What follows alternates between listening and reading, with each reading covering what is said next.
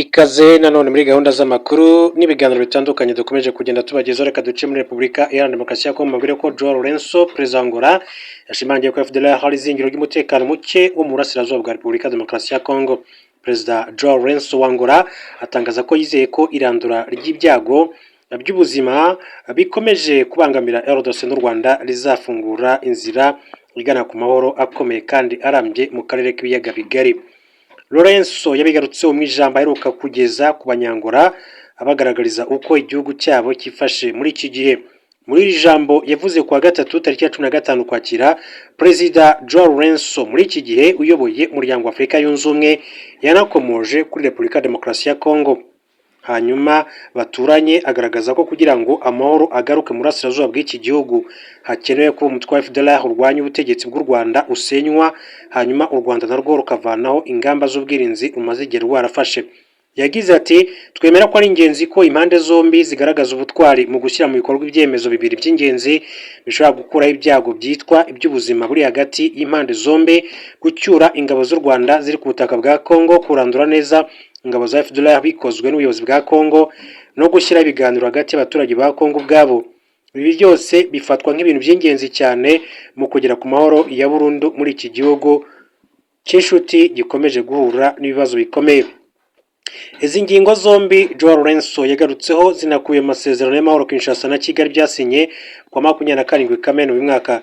Muri uku kwezi k'Ukwakira nibwo ibikorwa byo gusenya umutwe wa FDLR byagombaga gutangira, hanyuma u Rwanda narwo rukaboneraho kuvanaho ingamba z'ubwirinzi rwafashe.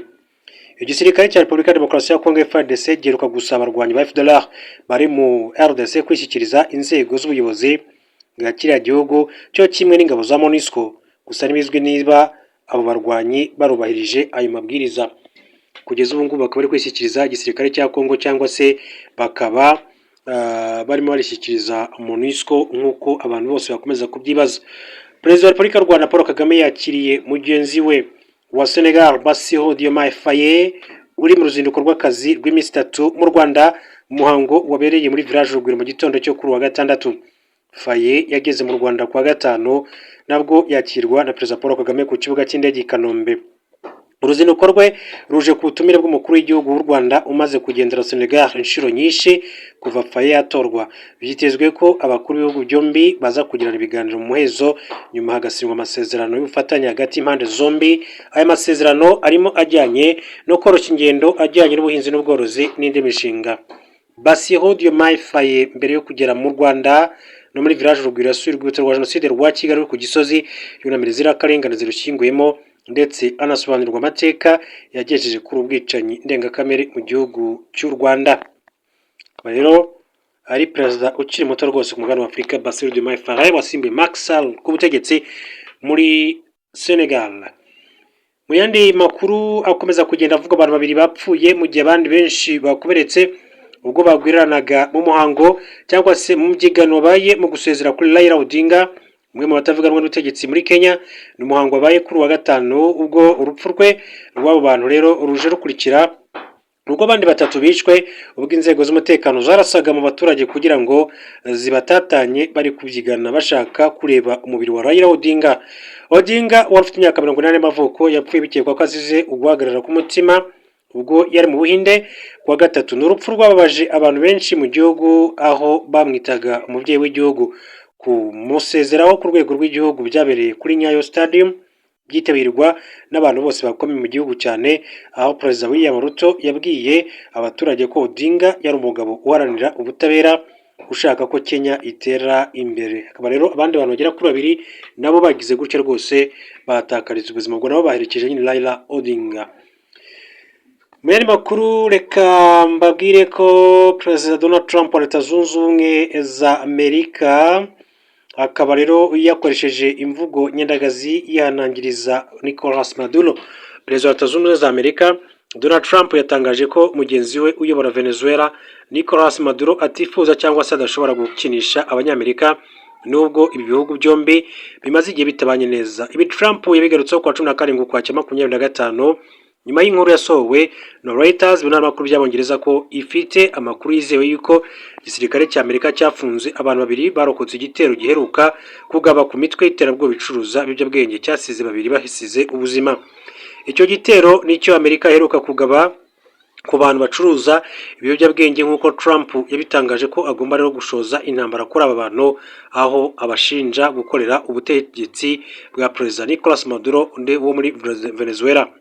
Mu kiganiro Trump yagiranye n'abanyamakuru ari kumwe na Perezida wa Ukraine Volodymyr Zelensky, yabajijwe ibijyanye n'uko Maduro ashobora kuba yaremeye gutanga ibintu byose kuri Amerika harimo n'umutungo wa Venezuela kugira ngo rero adakomeza kugabwaho ibitero.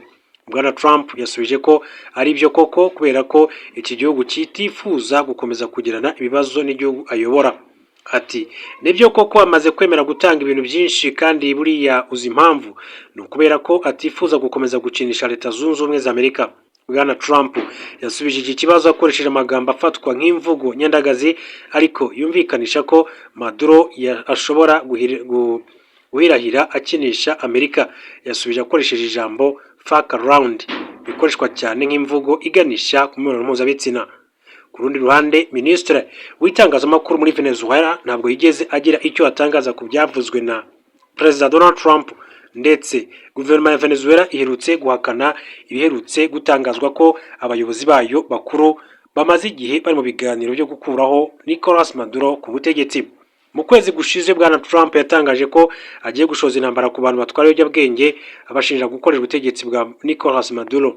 Yasobanuye ko impamvu Amerika igomba gushoza intambara y'amasasu kuri aba bantu ari uko babangamira umutekano wayo, politike mpuzamahanga n'inyungu zayo. Kugeza ubu kandi ingabo za Amerika zimaze kurasa ubwato butanu buturuka ku nkombe za Venezuela, ihamya ko bwose buba bwikorera ibiyobyabwenge. Ingabo za Amerika zimaze igihe zisuganyiriza mu majyepfo y'ibirwa bya Caraïbe, zohereje ubwato 8 bw'intambara ubugendera munsi y'amazi n'indege za F-35 muri Puerto Rico. Ubutegetsi bwa Maduro bugaragaza ko Amerika idafite umugambi wo gukumira ibiyobyabwenge ahubwo ko ishaka kubukuraho burundu. Akaba rero ari ibyo bikomeza kugenda bivuga. Reka dusoreze amakuru yacu muri Repubulika Iharanira Demokarasi ya Kongo. Mbabwire ko abapolisi n'abasirikare bambitse ubusa umugore ku karubanda bafunzwe. Minisitiri w'umutekano w'imbere muri Repubulika Demokarasi ya Kongo Joachim Shaban Ruko atangaza ko abasirikare bagaragaye mu ruhame bambika ubusa umugore witwa Honorine Porsche Masamba Mukuna bafunzwe. Tariki ya 16 kwa 2025 abajura bari bitwaje intwaro bateye ishami rya Royal Bank Kinshasa. Abapolisi n'abasirikare bagiye gutabara bashobora rero kwinjira bigoranye kuko babanje kurasana n'aba bajura bafashe bugwate abakozi n'abakiriya bari bayirimo. Bitunguranye abasirikare bagaragaye basohokana umugore bamwambitse ubusa bamuhondagura bamusunikira mu modoka ya Jeep. Byaje kumenyekana ko uyu ari Mukuna kandi ko ari umwe mu baketsweho kuba abajura bateye iyi banki. Minisitiri Shaban yatangaje ko abasirikare bambitse ubusa uyu mugore basanzwe bakorera mu ntara ya gisirikare ya 14 ibarizwamo ibice birimo Kinshasa. Ati bafunzwe bategereje urubanza, komanda wa batayo yabo yahagaritswe. Hari amakuru avuga ko aba basirikare bashobora kuba barasambanyije uyu mugore ku ngufu ubwo bamugezaga aho bamufungiye. Inzego za leta zasabwe gukora iperereza ryimitse kugira ngo ukuri kubashe kujya ahagaragara.